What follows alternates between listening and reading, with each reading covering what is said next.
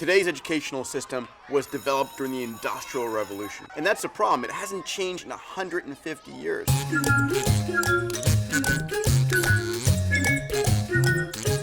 In the US, schools are falling apart. In Africa, they don't even exist. We are short millions of teachers. The problems of education seem incurable. But with a shift of perspective, we can turn learning scarcity into learning abundance. During the Industrial Revolution 150 years ago, education went from the privileged and rich few to the masses, but it did so at a cost. In order to educate the masses, it went mass production. Kids were grouped by ages, they were all given the same assignments. It was an assembly line mentality. Old rote systems of learning don't work. So how do we teach kids to learn in the developing world?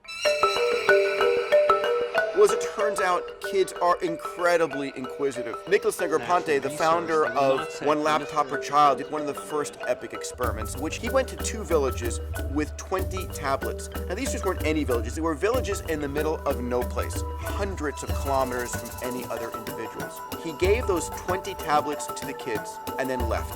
In the course of the first few hours, the first child learned how to turn a tablet on and showed that to the other kids. By the end of the day, those kids were using a dozen applications on those tablets. By the end of the first year, they had taught themselves ABCs and had begun to sound out words. A, B, C, D, E, F, G, H, I, J. Imagine kids around the world, 100 million of them, with a tablet or a smartphone that don't need a school, don't need a teacher, who are engaged because it's gamified, it's fun, and they can learn how to read and learn to learn for themselves.